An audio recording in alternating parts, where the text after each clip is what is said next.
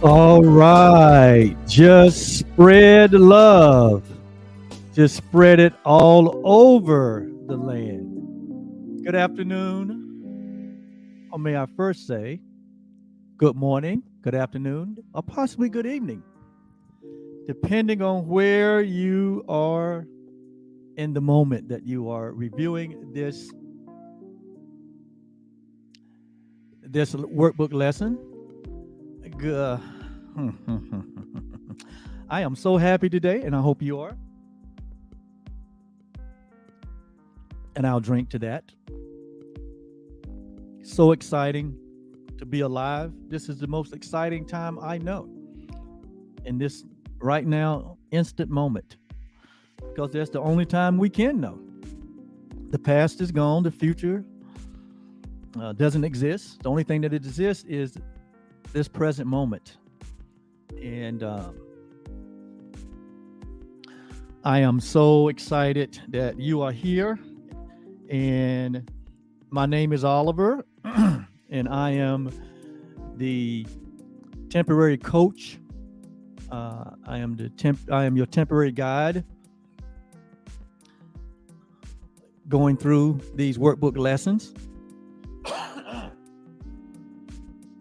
out of A Course in Miracle. Forgive me. But what's most important is I'm your permanent friend. I'm your permanent brother. I am you. That is what is sustainable. And so I'm delighted to be here. Thank you for joining in on this session. These workbook lessons, commentaries, these videos are being provided by Truly Foundation, which is a non-profit organization, excuse me, that was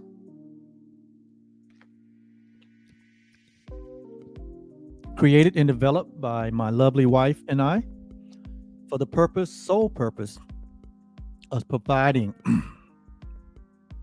and sharing advanced spiritual teachings, or may I say genuine spirituality, to the global community.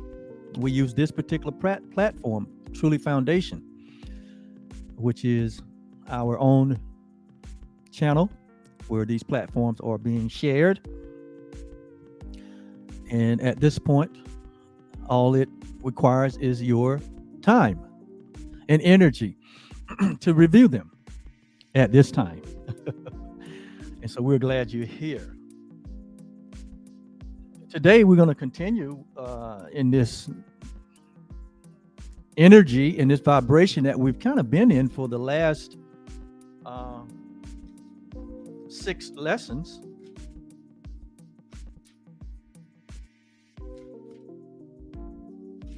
Oh, it's been more than 6 lessons. Wow. Well, we've kind of been in this vein for the last 15 lessons. Yes. Because we're heading for another review after the next. So this is actually our 15th session since our last review. So we headed for another review session after the next 5 sessions. So wow. So we've been in this vibration since the last review lesson 15 lessons ago. And it has raised the bar. It has expanded our awareness. It has lifted our consciousness. I think some of the terms that's been used in these last 15 lessons had to do with transcendence or transfiguration. That we've gone beyond time and space, and these truths, these ideas in which we have been exploring, and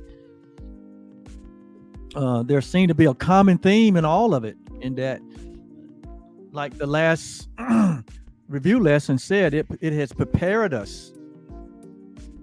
It was all about preparing us for what was to come. And now we've kind of got a taste of what was to come, and we understand the reason for that lesson of being prepared. And boy, it's been a great ride here. Um,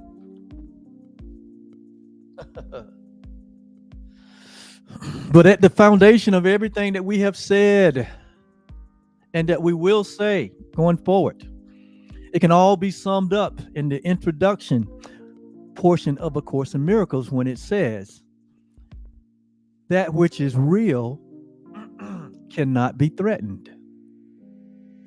That which is unreal, it does not exist. Therein, these two realities, lies the peace of God, which we all desire. So the peace of God comes as a result of embracing that reality is all there is, and that within that reality, reality is so fixed, it is so certain, it is so sure, it is so absolute that it cannot be threatened. And so there's never a sense of being under threat. There's never a sense of being under attack in reality. That word reality is sometimes interchangeable with the words of heaven, that which is the truth, that which is knowledge, that which is of the one law, which is the law of God.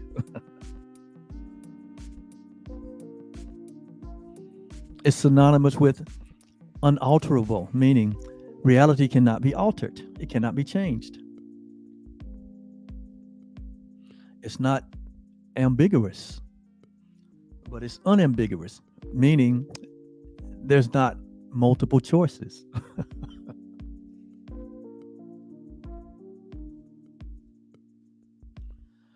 Reality is sometimes interchangeable with the statement, it is what God, or it is what love creates only. Only God and love creates reality.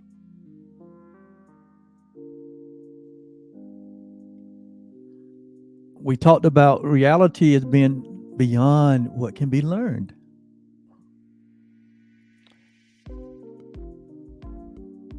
It's just what it is. It's that it's beyond learning, but it can be what?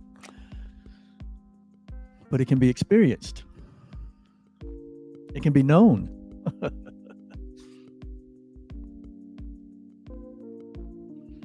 We said that that which is real, or reality, it is beyond time and space. It is that which time and space know not of. We said that which is real or reality has no opposites. And we make a bold statement here in the Course that says God is, and there is nothing else. It has no beginning. It has no end. So ultimately, when it comes to that which is real, that which is real is eternal, meaning no beginning, no end. It always has been, it always will be. And ultimately we say the real merely is. It merely is. And so that which is real, what cannot be threatened. That which is not real, the Course says, fundamentally, is that it doesn't exist. That which is unreal does not exist.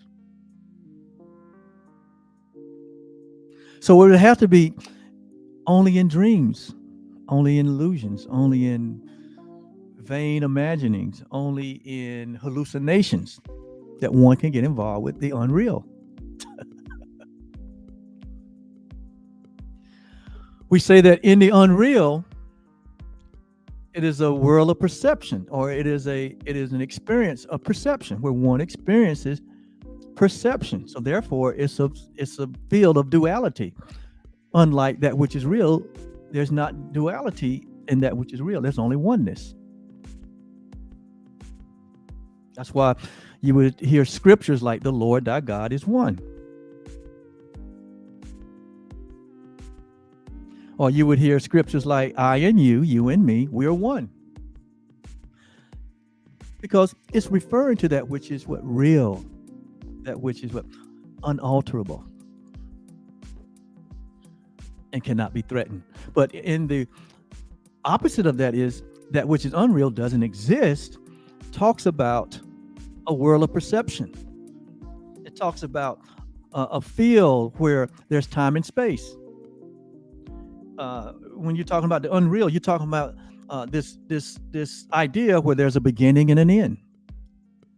There's birth and there's death. See, when you're talking about the unreal, it is a idea of that which comes and goes. You know how things come into your life and then all of a sudden it's not there.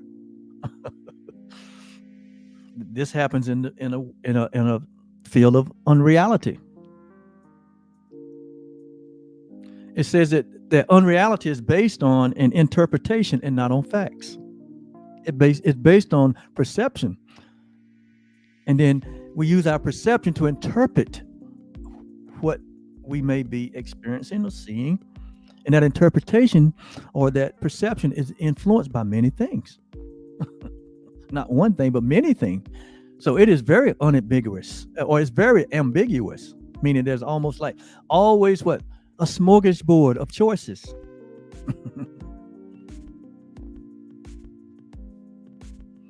I say in the world of unreality, it is based on the belief in scarcity, the belief in loss, the belief in separation, and the belief in death.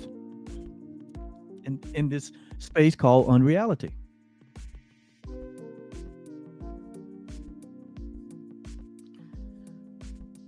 It is very selective in its emphasis.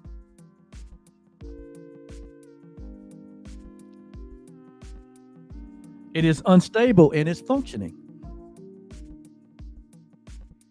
in this dream world of unreality. Does this sound familiar? And it's very inaccurate in its interpretations. So this world of unreality sounds very familiar to all of us because it appears and it sounds like the world in which we live from a place of body identification, or the world place we find ourselves in, where there's matter and physicality. So going back to the foundational summary that wraps up all that we're learning is that which is real cannot be threatened, that which is unreal does not exist, or the assumption that it can be threatened, or it can be under attack. The unreal can be, but the real cannot. And so at the very beginning, in the foundation of the Course in Miracles and what we're teaching here, it makes a fundamental difference between reality and that which is not real. Why? It's so important. Because how we experience ourselves, or how we experience others, or how we experience the environment that we live in is solely based upon whether we are coming from a point of view of reality, or we're coming from a point of view of unreality. It will determine our experience. Whether that experience will be that which promotes life, or whether it be that which promotes what it says: scarcity, loss, separation, and death. Depends on your point of view or your point of reference.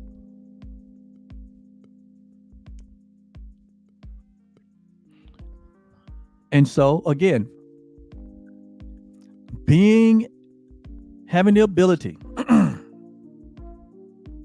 to discern between that which is real and that which is not is so important. And without the knowledge of that, it is the proclivity of our mind-body self to select the point of view of the unreal, the world of perception. the world of time and space. And so, to conclude, the summary says,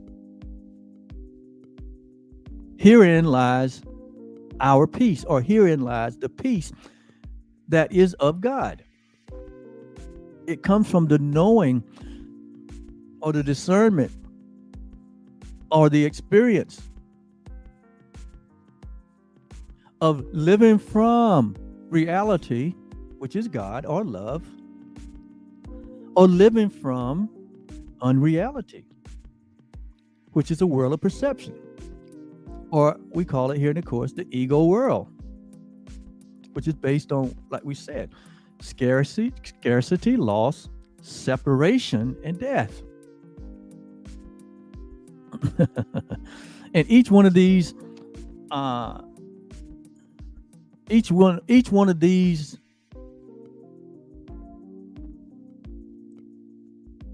ideas that I have explained here, reality, unreality, both of them will produce a thought system, a way of thinking based on that which is real or based on that which is unreal. It produces an entire thought system.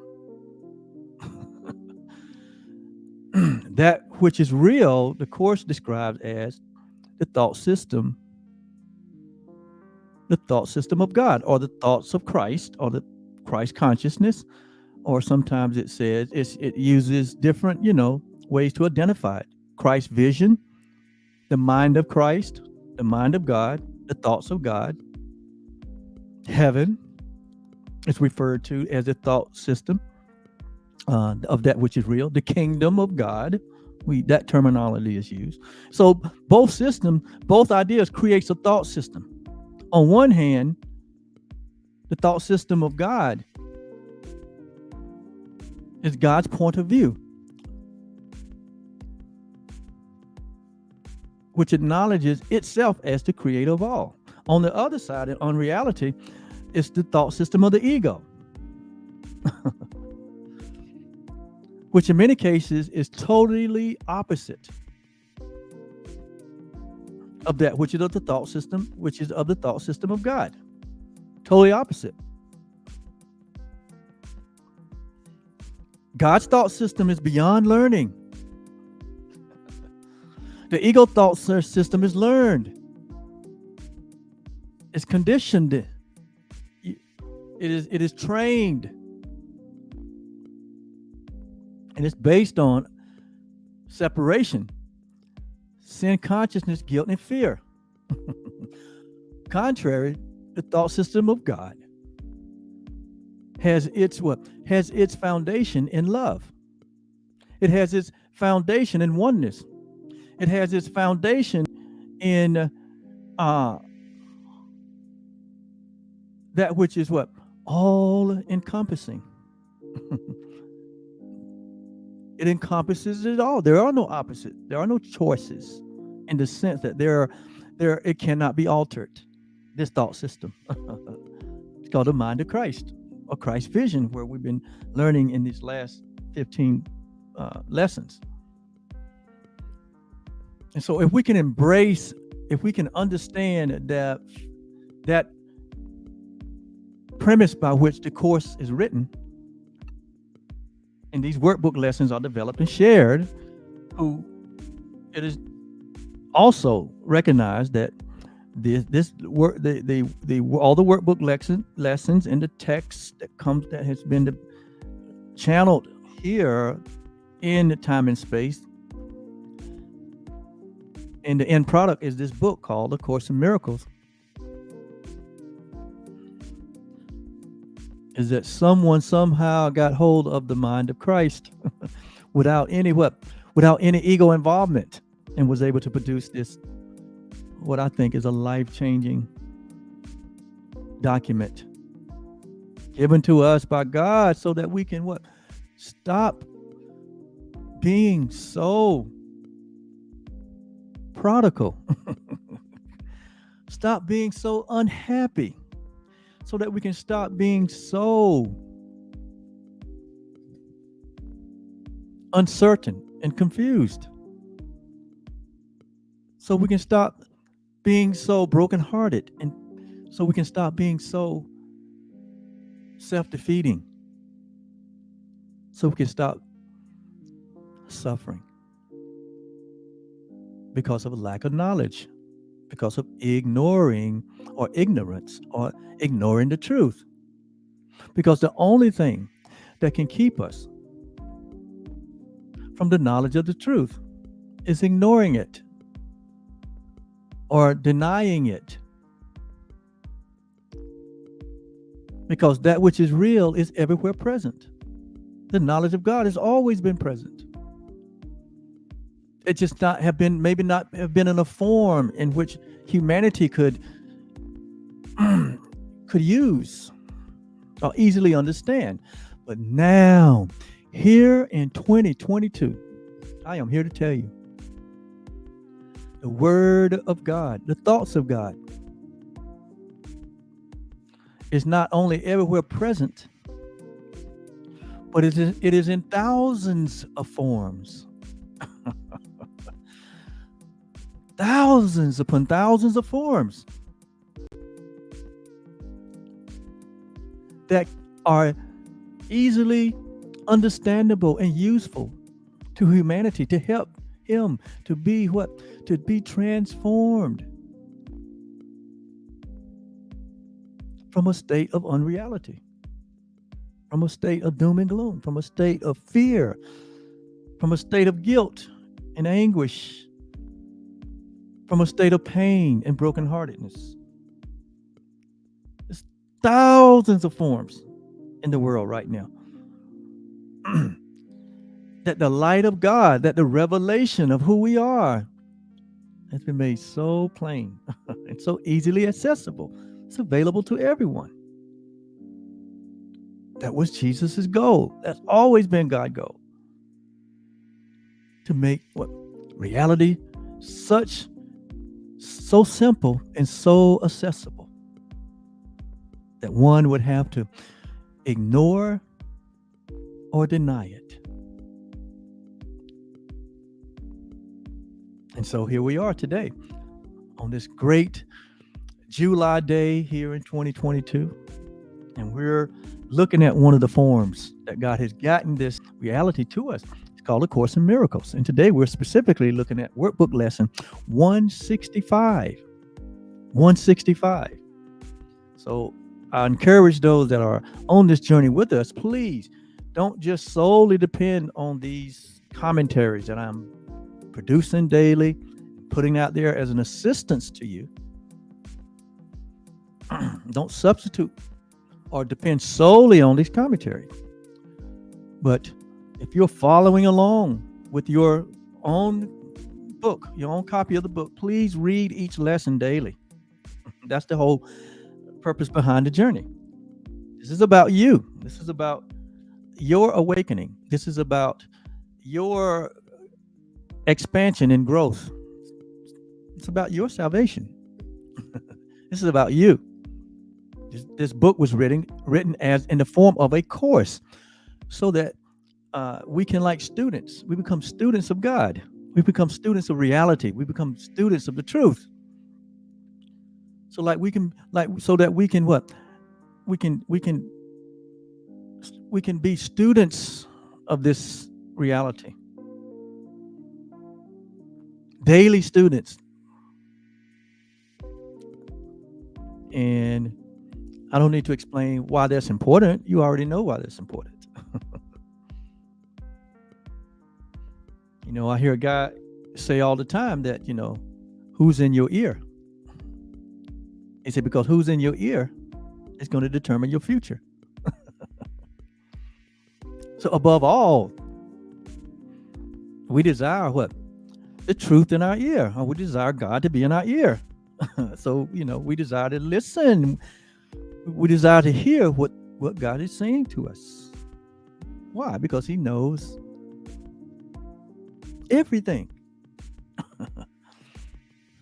And God has made himself available as not only in us, but as us.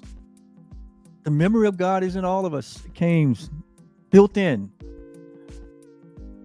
to every experience that we have. So as we're having this seeming experience as human beings, there is remembering God, the remembrance of God that's here with us. Whether we sleep or whether we wake, the memory is still there.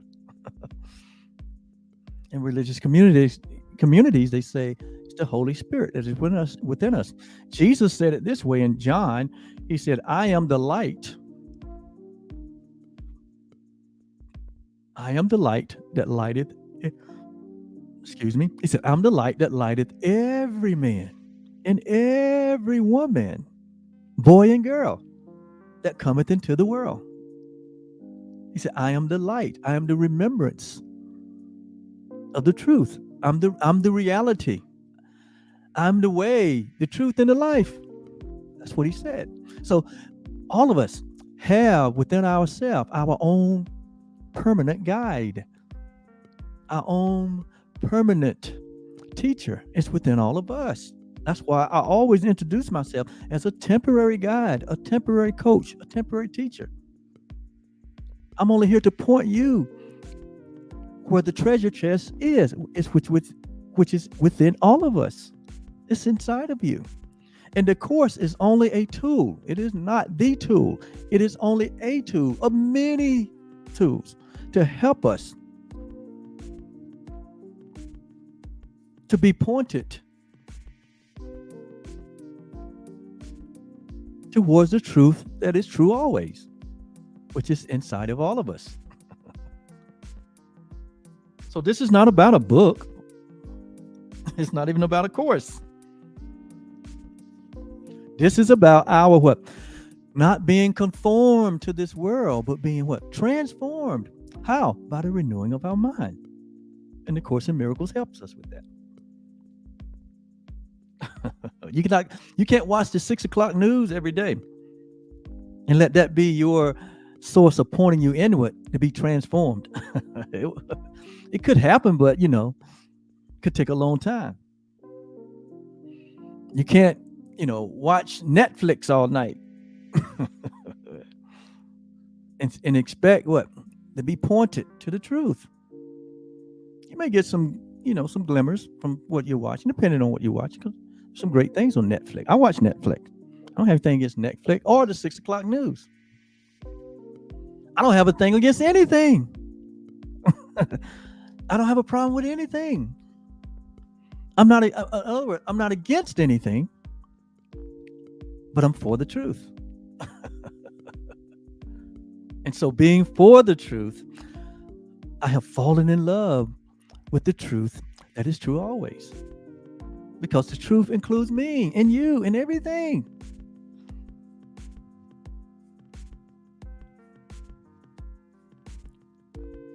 When God came to Solomon in that moment of a quiet time, when Solomon was having some quiet time, some time of meditation, some time of introspection. And God asked Solomon, what would you like, Solomon? If you could have anything, Solomon, that you want, what would you want, Solomon? Wow, isn't that something? The entire universe of life comes to you and say, whatever you want, you can have it.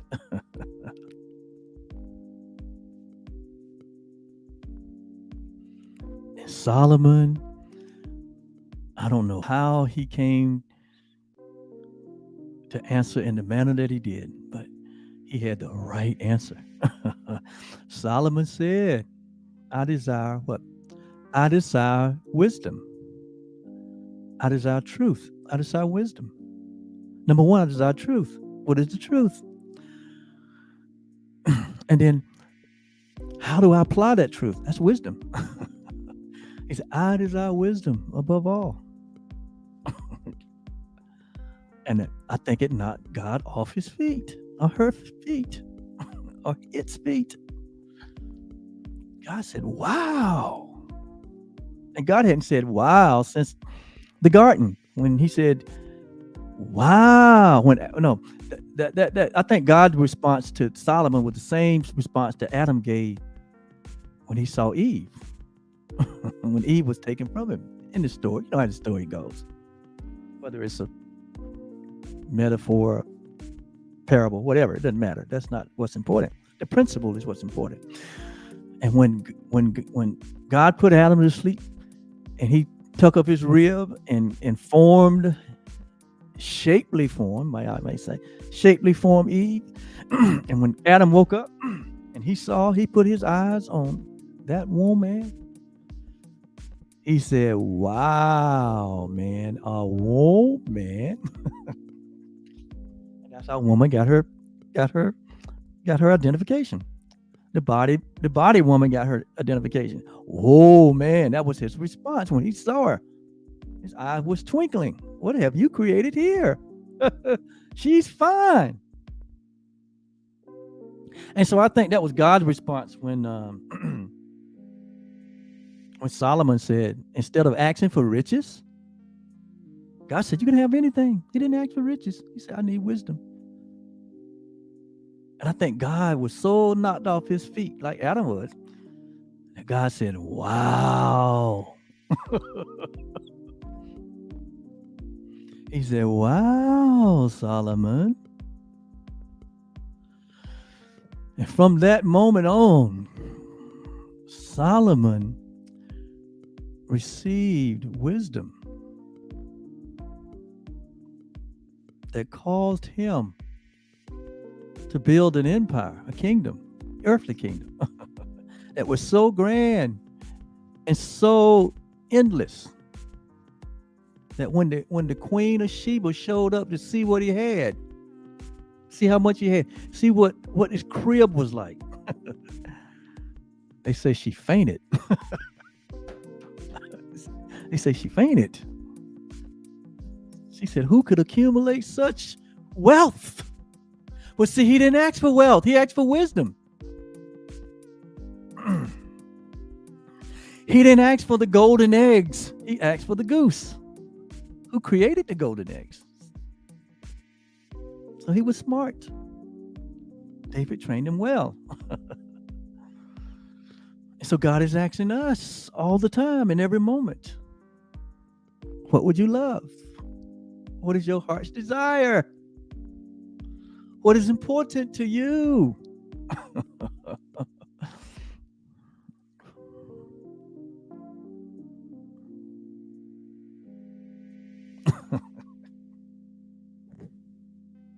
But we can't hear. If the mind is not renewed, then we can't hear. Too much noise. Too many distractions. Too much history. Too much self-talk. Too much chatter in our minds. Too many unloving thoughts. Too many grievances we're holding. Too many fences we have built to hear the voice that speaks for God. And that's just our conditioning prior to us getting involved with renewing our mind. We're not there now. I mean, this group, if you're following this group, you're not there now. But you can be there in an instant. It only takes a recognition. That's all. Just a recognition. It doesn't take a teruma, a tithe, or an offering, or a gift, or anything. It just takes what? It don't take attendance. It don't take you joining a club or joining a group or you declaring yourself or a this or that, you know. Oh, it just takes a recognition. You're recognizing. And that recognition comes as a result of hearing something.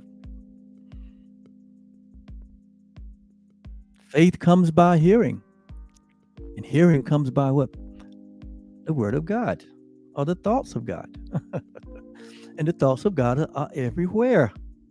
The only reason we may not be aware of them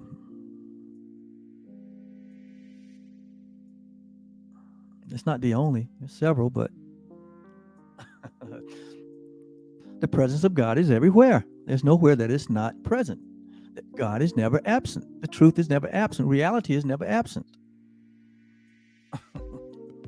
It's always present, always available. It's for the asking. It's just that simple.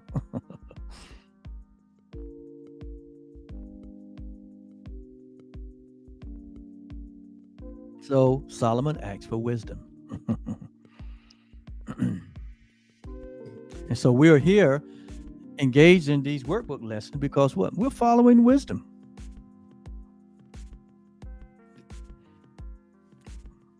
The thoughts of God is like a lamp unto our feet. It guides us. It leads and guides us into all truth and all realities. That's why we're here. We have found value in this. You wouldn't be here if you didn't think it had any value.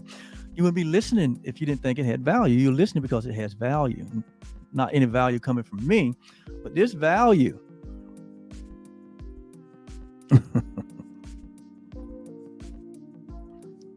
Is experienced as we take these ideas and practice them and come to know for ourselves that they are the truth. And so lesson 165 says, let not, meaning do not allow. Let not my mind deny. Let not my mind deny the thought, not thoughts, the one thought of God. So our lesson today, let not our mind deny the one thought of God. That's a lot in that. And it's in here as a lesson to us because it's very important for us not to let our mind. So that means we have a decision to make.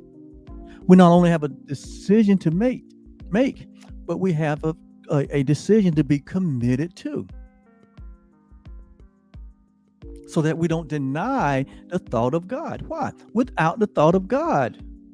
Do you know what happens without the thought of God? If God lost you in his thought, do you know what would happen? We would go into oblivion. We only exist because what God is thinking of us. We're only existing because we exist in form as the thought of God. And so God not only created us out of his own desire to share his love, but God is a sustainer of our life. And if God is a sustainer of our life, so shouldn't we have some interest in knowing what God is thinking?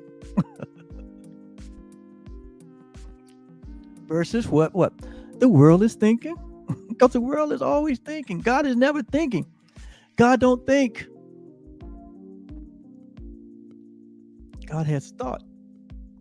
He doesn't think. Think implies doubt. Thinking implies contemplation. Think implies what? Thinking implies uncertainty. We think when we're unsure, but God doesn't think. God has thoughts.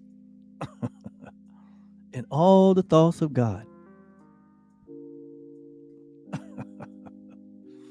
All of the thoughts of God are sure. They're all certain. They're all real. They last throughout eternity. They're born in love. They are eternal. They're changeless. They're unalterable. They're all aligned with the law of God or the law of love. They have no beginning and no end. They are not born and they do not die. There's no opposite to God's thought. God's thoughts are beyond time and space. God's thoughts, they have no end.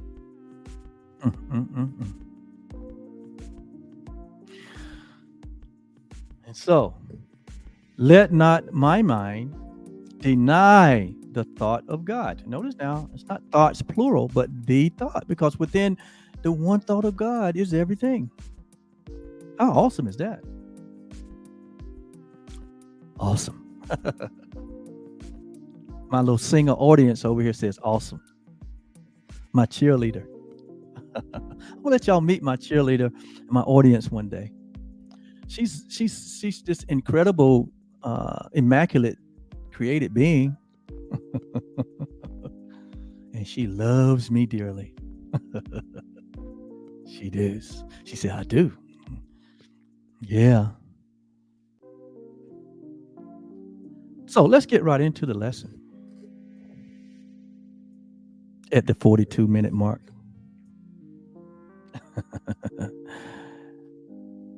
What makes this world seem real except our very own denial of the truth that lies beyond?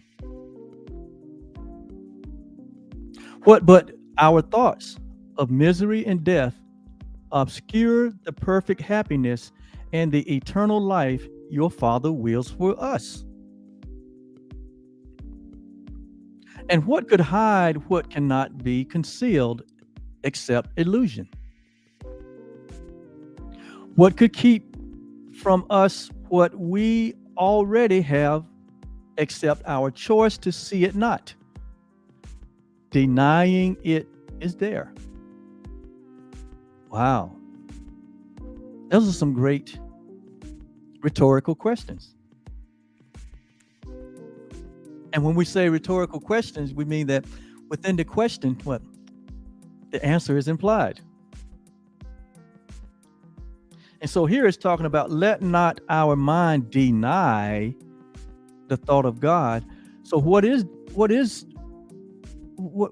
let's define what deny is. So when we think of deny or denial, it's defined as a statement of refusal to admit the truth or the existence of the truth. In other words, denial has to refusing that the truth exists, is a way we can say it. Or we're just refusing to admit the truth or the existence thereof. It has to do with declaring something to be untrue. When we deny, we are declaring that something is not real or it's not true. So just in those simple definitions, now that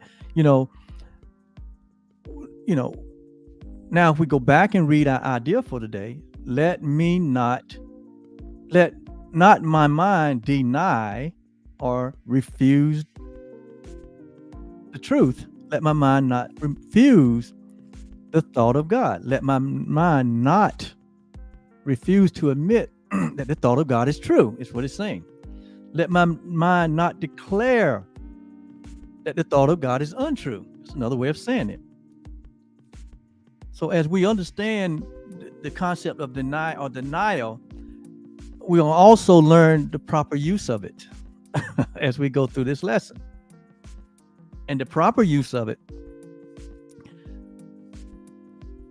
or the opposite of the proper use of it, is to not use it to deny that the thought of God is true. Don't let our minds do that. So in other words, we have the capacity to let our mind, to allow our minds to deny God or to deny the truth. And it's only in the denial of the truth that we enter up into the area of the unreal. When you deny turning the lights on, guess what? You're going to sit in darkness.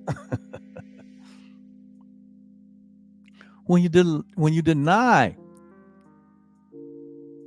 the darkness, you sit in light. It's just that simple. So there's a part that we play. And that part is whether we allow or whether we don't allow what the mind does. And see, this whole workbook lessons, all these workbook lessons that we are studying and practicing are for the sole purpose of transforming our minds. Not to be conformed to the world, but to be conformed to God. The whole purpose of these process of 365 days that we're going through is to not allow our minds to no longer just go on its own, to be undisciplined, to allow our minds to just wander wherever it wants to wander, think whatever it wants to think,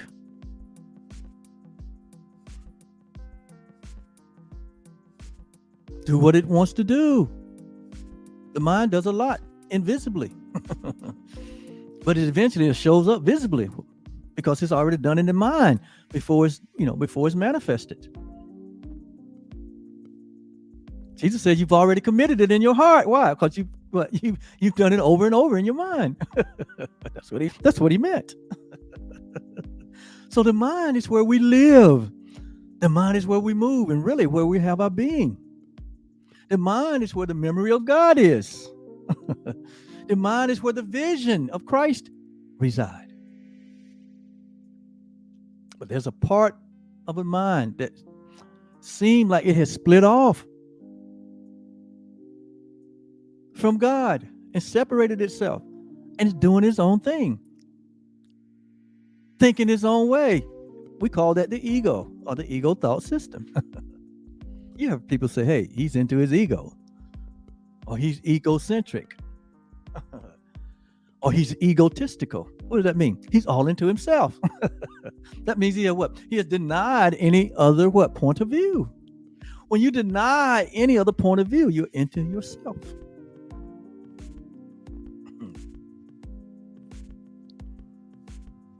But in reality, God is the only one that can be egotistical. Why?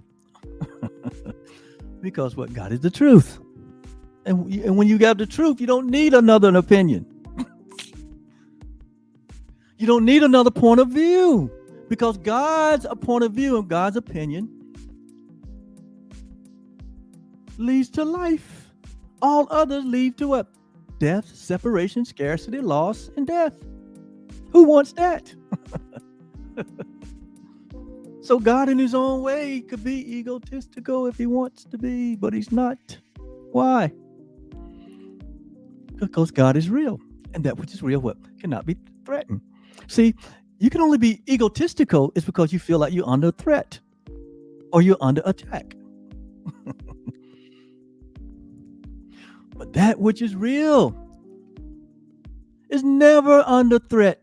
The truth is never under attack. It merely is. You can't change it. You can't alter it. You can only break yourself up against it. Because the truth changes not. And that's great news. Why? Because our goal is to align ourselves with the truth. Our heart's desire is to know the truth so we can align ourselves with it. So we become the beneficiaries of it. So we can become free to be ourselves and not to be molded into something else, not to try to make something else that is so opposite of the thought of God, which we are here. Yes, that is who we are. We were born out of the thought of God. We were born out of God's own desire to what? To extend the love that he is, or she is, or it is. We are out of God's desire. We are God's desire. When you look at yourself, you're seeing the desire of God. God desires you above all things. He desires me above all things. And when God looks at us, that's why he only sees what he has created. Like Paul said in Ephesians 1, before the foundations of the world, God has blessed us with every spiritual blessing in the heavenlies. And he purposed that we should be holy and without blame before him. So when God looks at us through what he created, he's not looking at your history. He's not looking at your nightmare, your dream of separation. He's only looking at what he created. And God's not looking through natural eyes like you and me, because who you are is a timeless and a formless being. So God is looking from the point of view, the only point that is real, the only view that is real. We call that what? Christ's vision. And so what makes this world seem real? When he's talking about this world, he's talking about this world of time and space where we've been hanging out.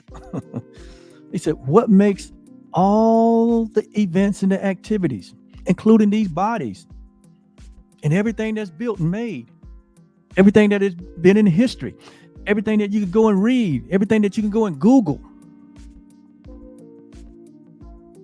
every solitary thought, idea, event, every relationship, every feeling, every emotion.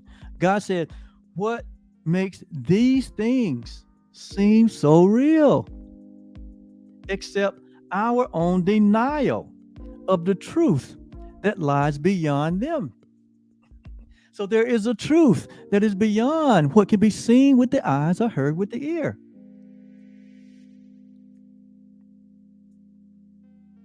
But that truth, when it is denied, is what makes this world seem so real. It makes death seem so real. It makes birth seem so real. It makes perception seem so real. It makes what?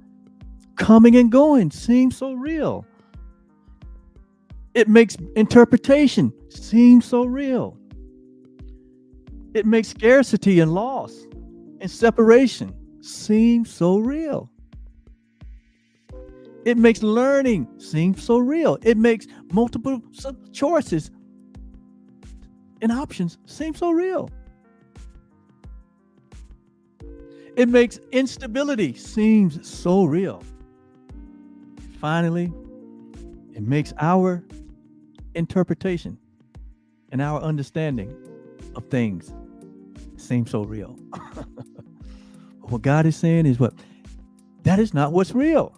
He said, what is real is that which lies beyond all of that. All that we just discussed, all that is temporary, all that is founded on an idea of separation. He said, all of that is an illusion. It's only temporary.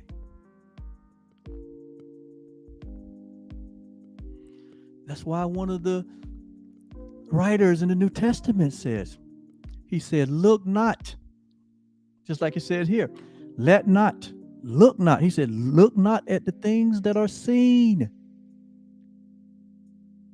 but the things that are what? Not seen.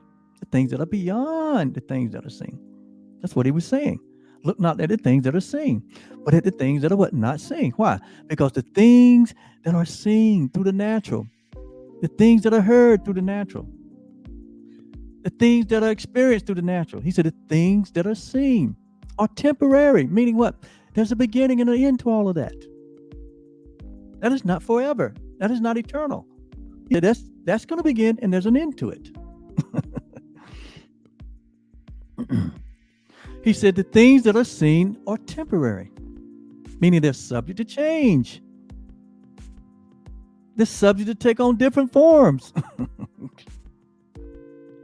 Today they're subject to be committed. Tomorrow they're not. It is a world of what? It's a world of instability. Look not on the things that are seen, but what? At the things that are not seen. Look at the things that are what? Beyond what's seen. And how can you look at the things beyond what is seen?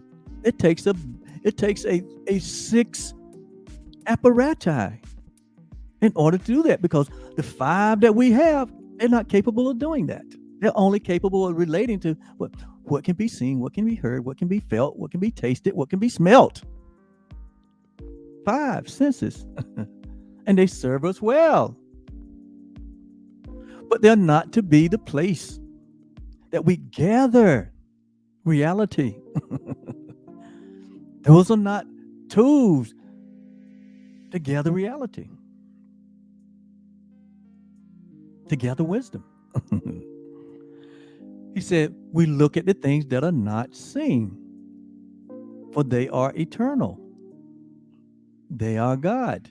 The things that are not seen are eternal, meaning what? They are beyond time and space. So how do we connect with that which is beyond time and space? How do we connect with that which is unseen?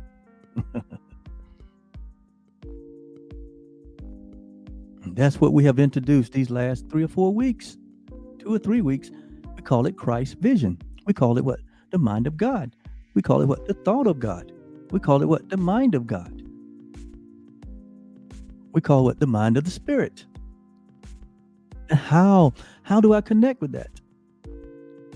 You don't have to connect with it. You're already that. It is already within you. It's in your DNA. It is within your nature to be able to see beyond what your eyes can see, to be able to hear beyond what your ears can hear. We just have to go through the work. We have to do the inner work to learn how to quiet the mind, to learn how to sit in stillness, to have a desire to know the truth, to have a desire to know yourself. All that comes bubbling up in us every day. We have a desire to hear the call. We have to acquire taste for reality. Because what we have acquired a taste for is unreality. We got conditioned in that. We practiced that for years. We become what? Good at it, suffering. We have become good at what? Division. We have became good at strife and anger and fear and doubt and worry and anxiety. What is now what? To lay those things aside. They don't really serve your better interest. They don't serve your health and your well-being. They don't serve your psychological or mental stability. No, they don't. The world has offered us what? A counterfeit. The ego thought system is a counterfeit. It's not real. That's what the introduction was saying. That which is what? Not real. It does not exist. In other words, what? It doesn't serve your what? Best interest. You don't want that. And the day comes that we realize that, and we wake up and we say, wow, it's a better way than this. This world, it ain't right. It's not fair. If you got grown children, if you raise children from being so innocent, when they're in their first 2 or 3 years, and then all of a sudden, they start learning the world's ways and becoming what? A full-grown ego for themselves. It don't take long. In fact, they come here now with full-blown egos. But if you've gone through the process of raising children from their very inception, and then all of a sudden they are adults and they're making their own decisions, and you see that they've taken on some of the ideas that you shared, and some they don't. They chuck them and then they pick up new ones. But that's their decision to do that. That's their right. But to watch them become so enamored with the world, and then watch them become so what? Frustrated with it at the same time. And you're just waiting on them to say, okay, hey, there's got to be a better way than this. I'm tired of this. The world is wearing me out. And you guys know what I mean. If you're of age, this world will wear you out. It'll wear you down. It'll do you like the prodigal son. And if you don't watch it, it'll leave you in the pig pen. But God is in the pig pen. And the prodigal son said, what? I'll go back home where I belong.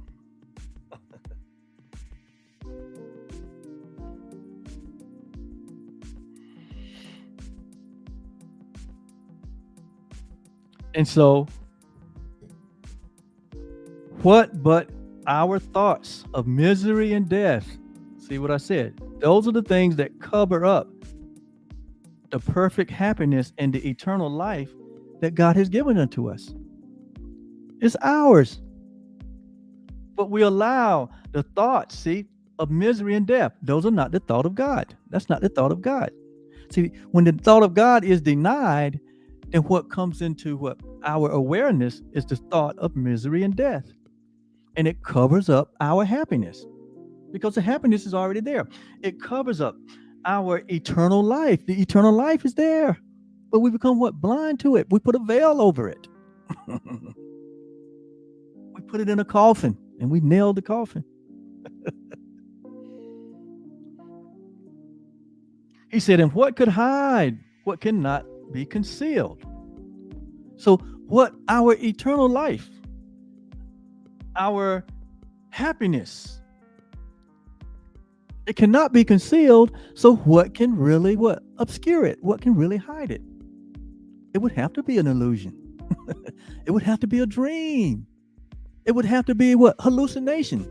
You know how when you get high, your mind goes into dimensions that you don't know. That's not your natural state of being. And depending on your level of fear or exposure, depends on what your experience will be.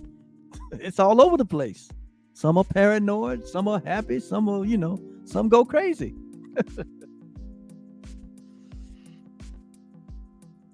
But all of that, it hides that. And so when you're high, it hides or covers up your natural feelings. And likewise. But those highs are only temporary. You come down on the high. So it wasn't real. It was just a temporary experience. Then you want I want to have the experience over and over and over and over again. Why? Because I want to escape reality. I want to escape my natural self. Why would you want to? Why would you want to escape your natural self? To be unnatural. It doesn't make sense, right? Or you tell that to a teenager, a young adult that's going through. And all of us have gone through. If you're beyond that spot, you know what I mean. Come on, let's be real here.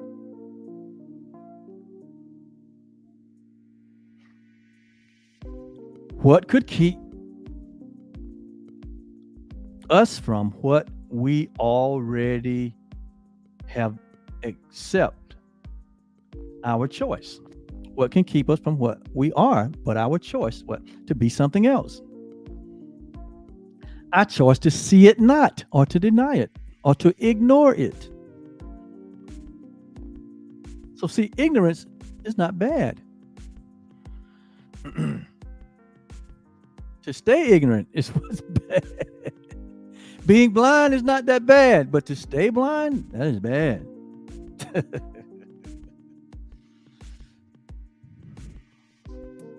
Sleeping is not bad, but to stay asleep?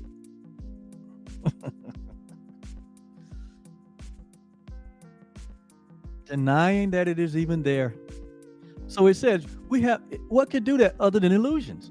And we know that illusions, they are unreal. In other words, they don't exist. So we go into this place of non-existence in lieu of staying in a place of existence. We give up that when we make the choice to deny the thought of God. I hope you're hearing me.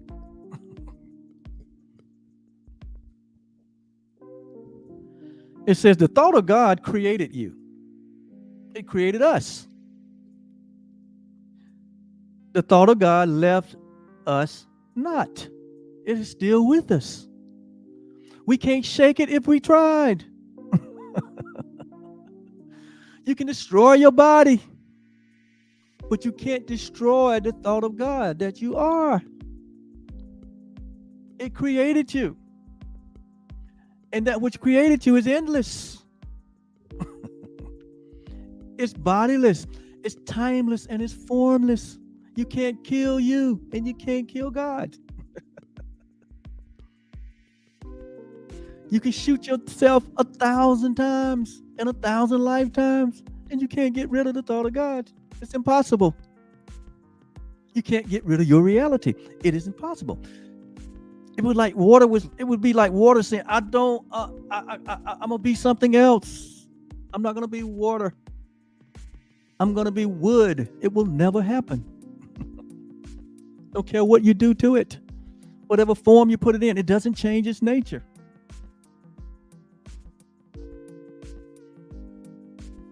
I don't care how much lipstick you put on a pig. It's still a pig. You can't change its nature.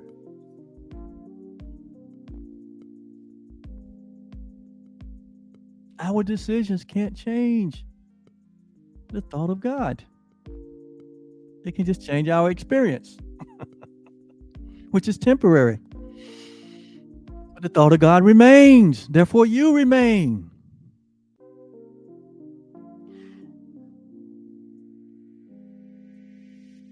The thought of God created us. It left us not, nor have we ever been apart from it an instant. You have never been without God. You have never been without your true self. It has never left you in an instant. It belongs to you. By it, you live. By the thought of God, we live. It's what sustains us. It is our source of life, holding us.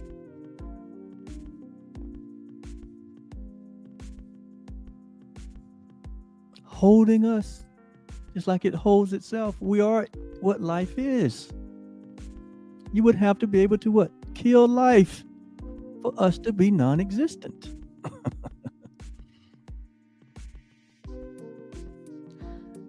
By the thought of God, we live. The thought of God protects us. Notice now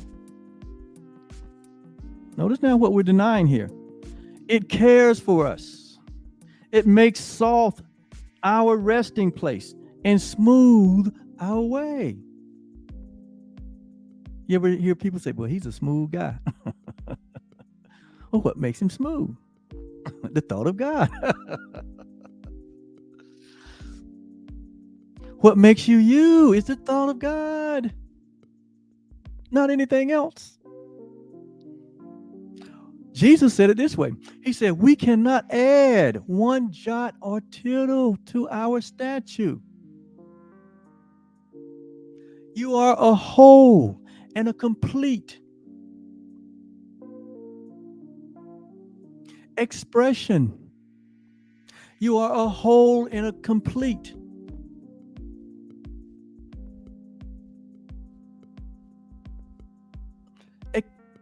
Hebrews said, express image. You are the real McCoy. You are what God is, and God is what you are.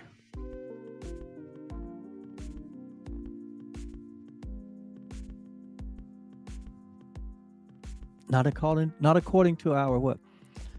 Ego self, but according to the thought of God.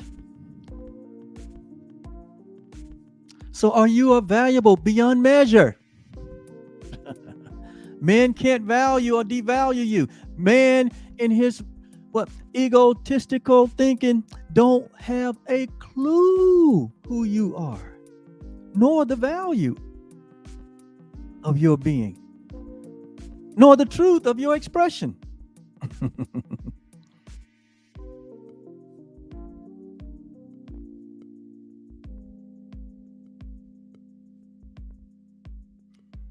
Thoughts of God is lighting your mind with happiness and with love. Eternity and everlasting life shines in your mind.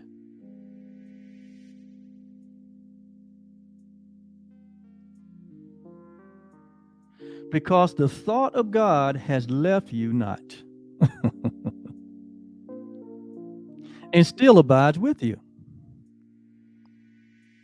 And that's what Jesus meant. I will be with you even to the end of the age. Because the age will end. Why? Because the age is temporary. It's an illusion. But it's not the end of life. And it's not the end of you. It's not the end of God. It's not even the beginning. Because in God, there is no beginning and there is no end.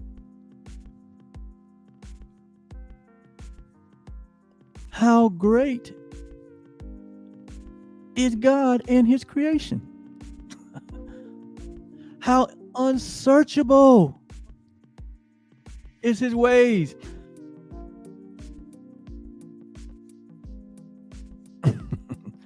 How deep is his wisdom and infinite intelligence. It goes past finding out. There's no end in God, and there's no end in you. There's no end in me. There's no end in anything that God created. Why? Because what God created is himself.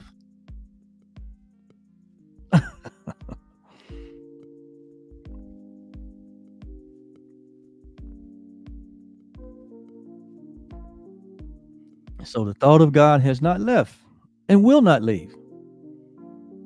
You can drink as much, like it said here, it says, the life shines in your mind, but you can drink as much shine as you want. You can smoke as much you can smoke as much weed as you want. You can inject as much drugs as you want.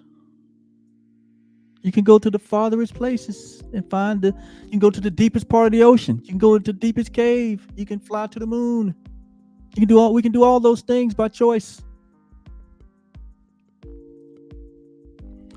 But it will not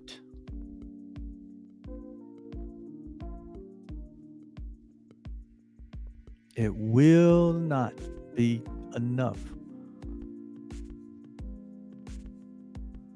for the thought of God to separate from you. Cannot. You can shoot yourself 1,000 times and 1,000 lifetimes. Won't leave.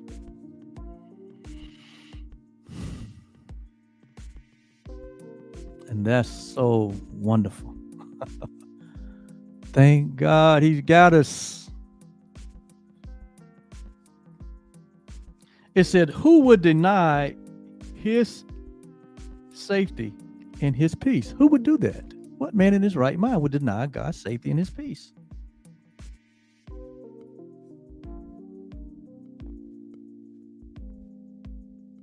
His joy and his healing and his peace of mind, his quiet rest. Who would deny his calm awakening if he but recognized where they abide? Would he not instantly prepare to go where they are found, abandoning all else as worthless in comparison to them? And having found them, would he not make sure that they stay with him and he remain with them? So here's Jesus reasoning with us. Say, who would do this? What sane person would abandon all this? Jesus talked about that over in Matthew 13. Let me go there. That's why I like the combination of the course and the Bible. It's an awesome combination. But now I go to the Bible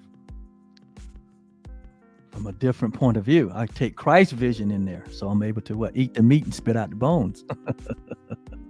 There's a lot of bones in there. But the meat is good. And so in Matthew 13:45,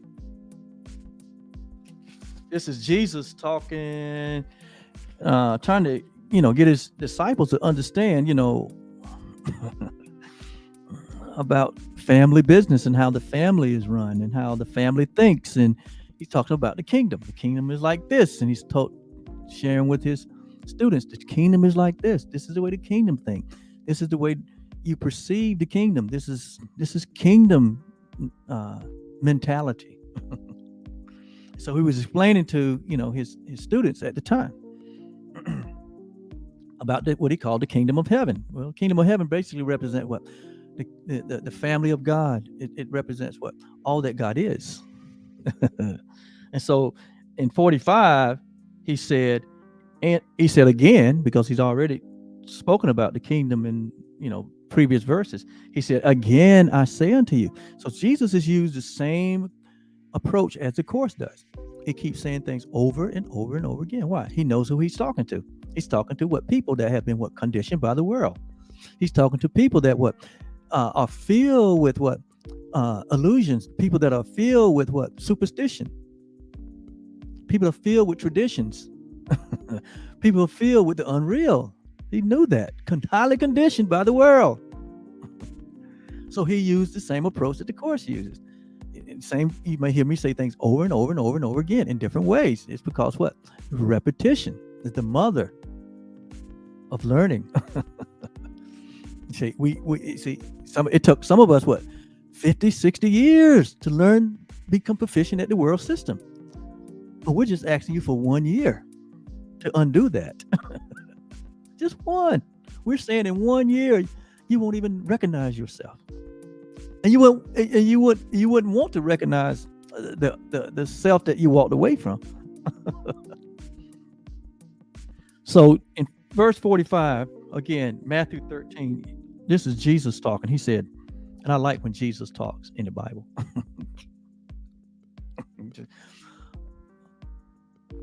I just like what he says.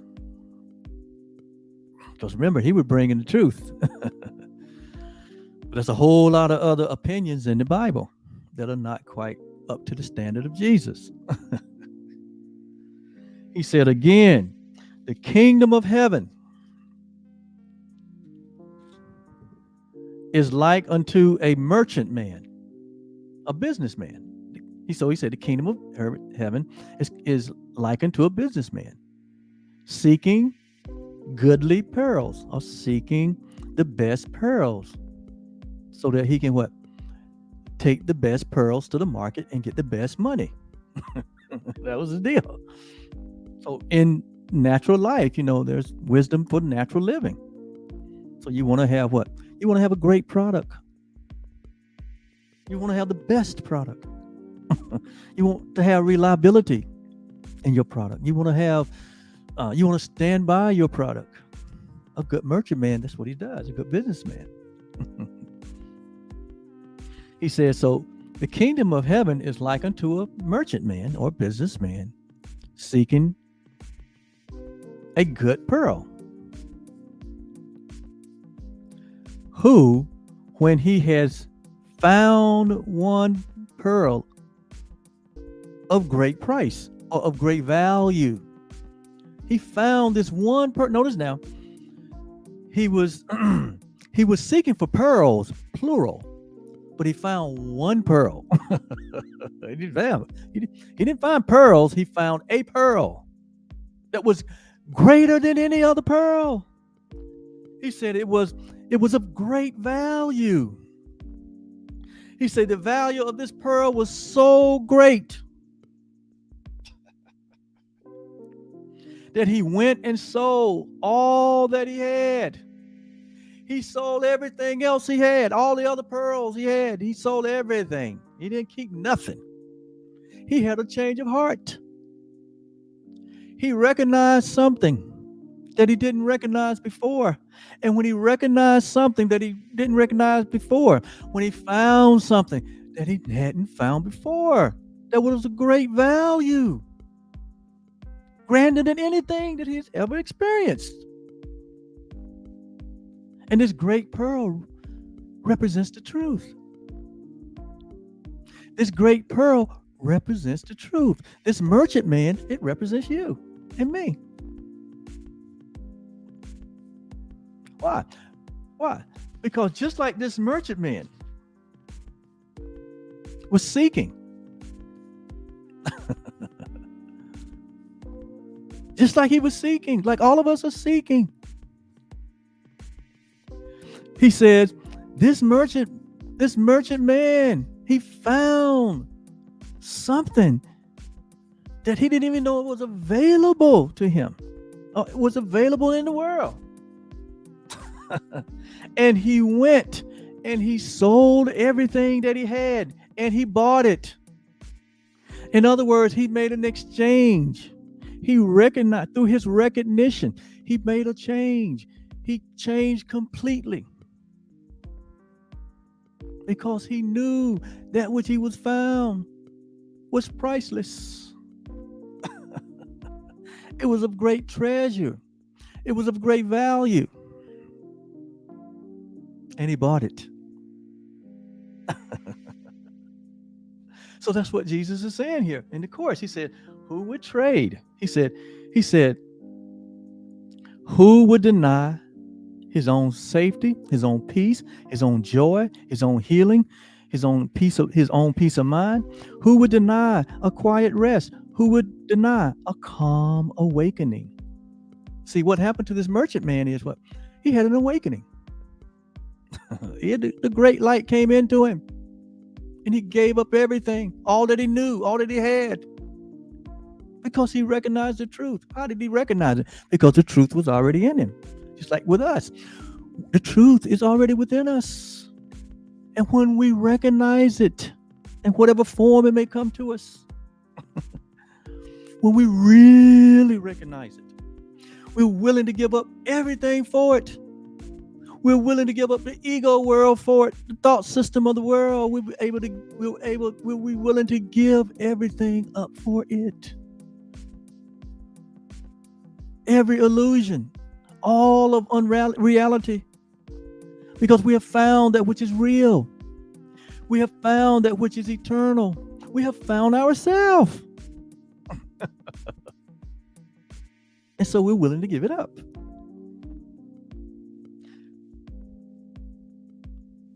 It says, if we but recognize where this great pearl reside or abide. And where does it abide? God placed it in one place. He placed it in your mind and in mine.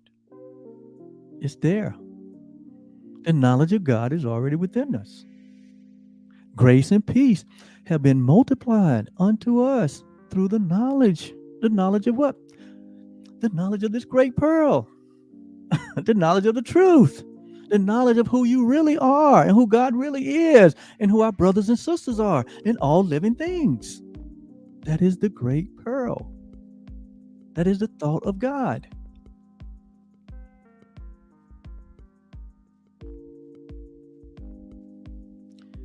He said, would he not instantly prepare to go where they are found? Wouldn't you instantly buy it like the merchant man? Abandoning all else as worthless in comparison to this great pearl, this great treasure, this great awareness, this great consciousness, Christ's vision.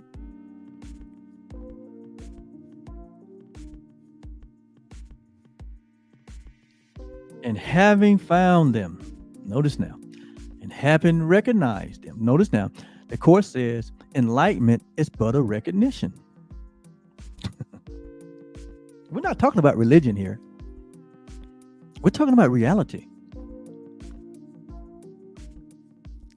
Enlightenment is but a recognition. The thought of God is within us, and it has the ability to show us itself in so many different facets, in so many different ways. It's like a diamond with the many facets, with the many colors, with the many carats, with the many cuts. And God is greater than a diamond. God is greater than a pearl, but these are just what metaphors to help us come to an awareness and an understanding that what God has done is God has duplicated himself as you and as me. And within that extension, within that creation, is the very exact shared reality, shared being, shared life, shared love. There's only one in reality.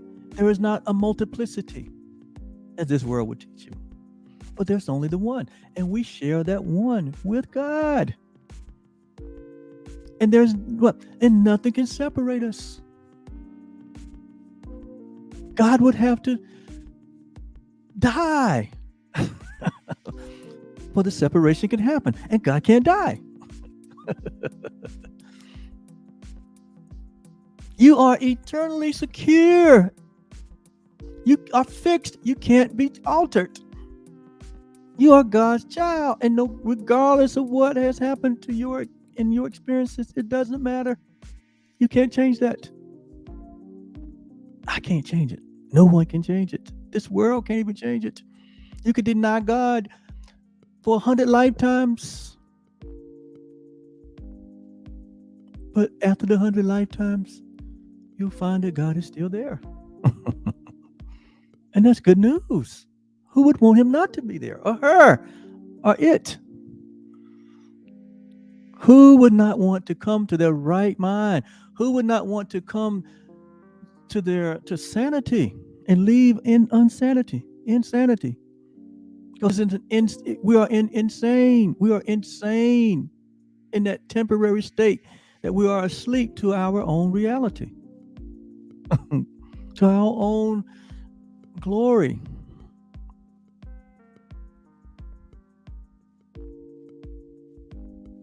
So, having found them, would you not make sure that they stayed with you? Having found the pearl, when you make sure that the pearl stays stays under your ownership. Having found this treasure, don't you want to keep the treasure intact? Of course.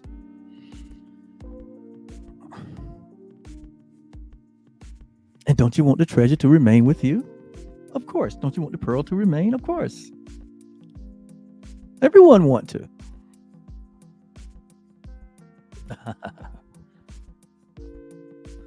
So I'm going to finish here by saying, deny not heaven, or deny not yourself, because to deny heaven is to deny yourself. Deny not your brother. Why? Because your brother is yourself.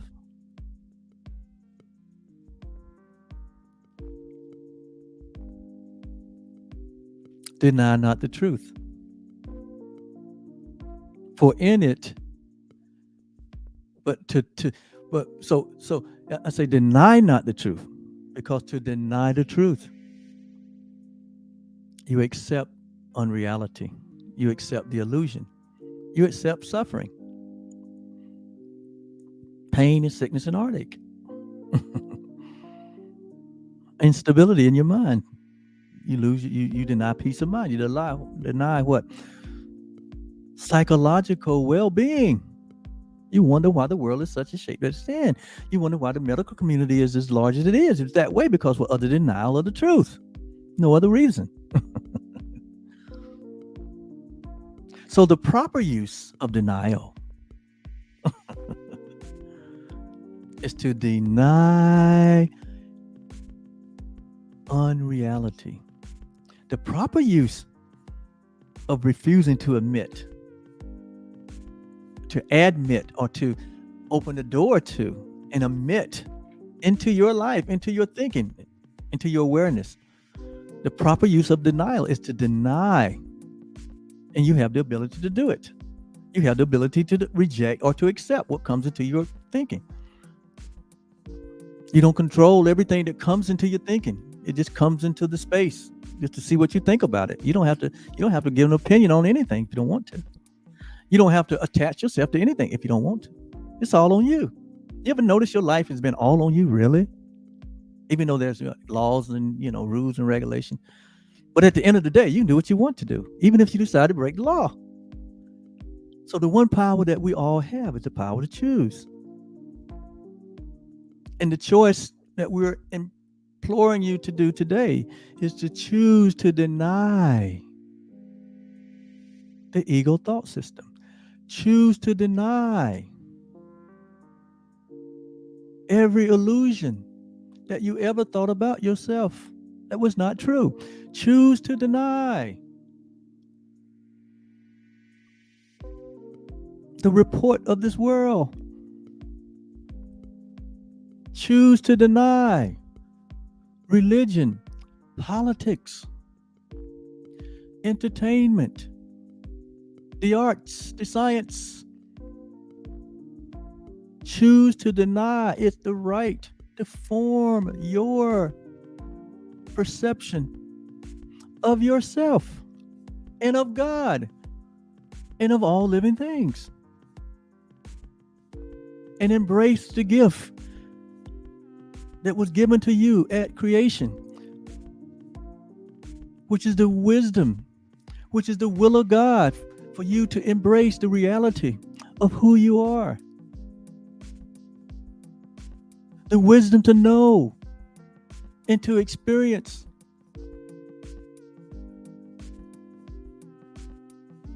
That which God wills for our life, which Jesus said, "What life and life more abundantly." So this is not a religious message, if you notice. This is a message of sharing the knowledge of the truth. The knowledge of the truth is not religious.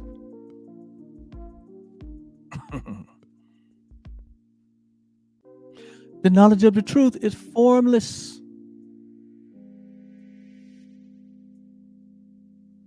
The knowledge of the truth is wisdom.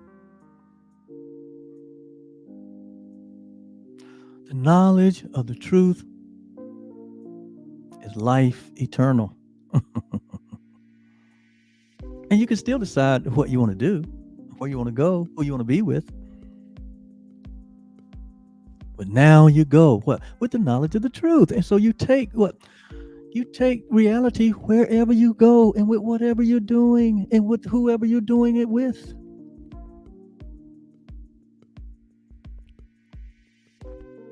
And the influence of the awareness of who you are in reality and the knowledge of the truth. It will show up in your acts of love, unconditional love. It will show up in your compassion. It will show up in your creativity. It will show up in your joy and your happiness. You take your joy and your happiness with you. You're not going anywhere to get anything. You're going to share the love in all the places that you go. It doesn't matter.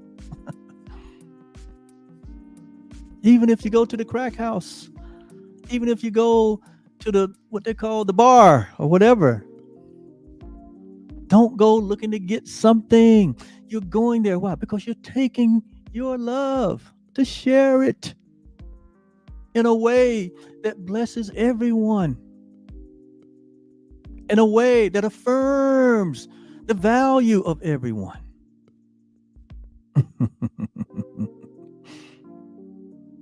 And I'm gonna have to stop there. I haven't finished this lesson. I got to come back for part 2. You don't want to miss it. Thank you so much for being here.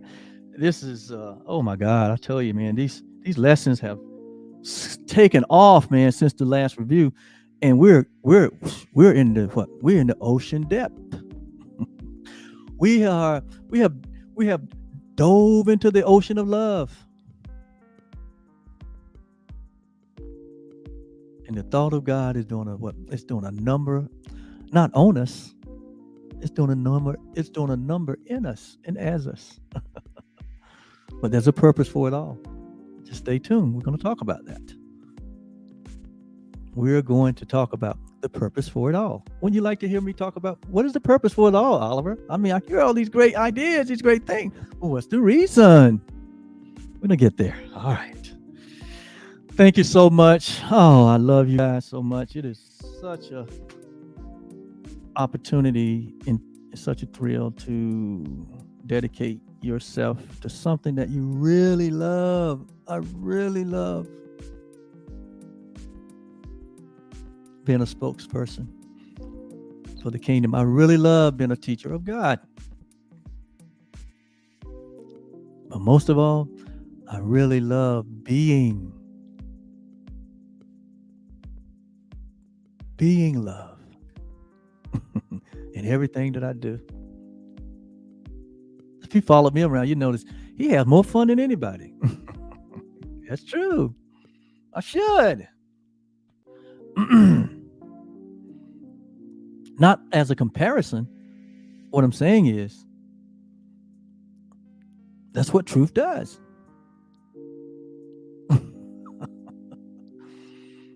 It will take you beyond time and space.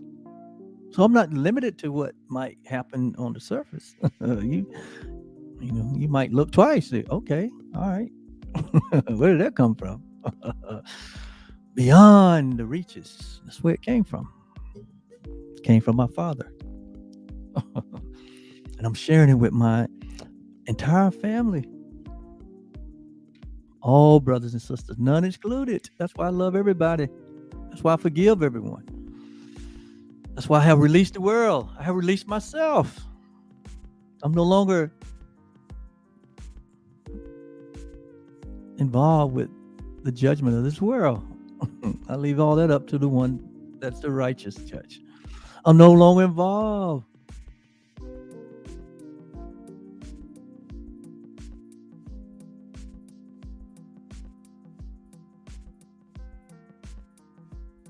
with promoting separation. I'm no longer involved with fear-based theology. I'm no longer involved with the belief in sin and hell and devils and demons and all of that stuff. That it's part of the, it's part of the searching. But once you find the pearl,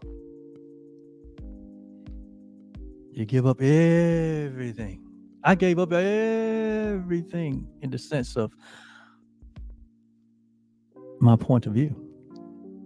And now I see everything through the mind of Christ, through the eyes of God. Sometimes I miss it I realize it because I wanted to. Sometimes I take off them glasses, put on these, and have a little fun, I do. There's nothing wrong with it. I'm free. I can do that. And so can you. So don't judge me. I'm free, and so are you. I love you so much. Till next time. Remember, love is more than enough. Bye-bye.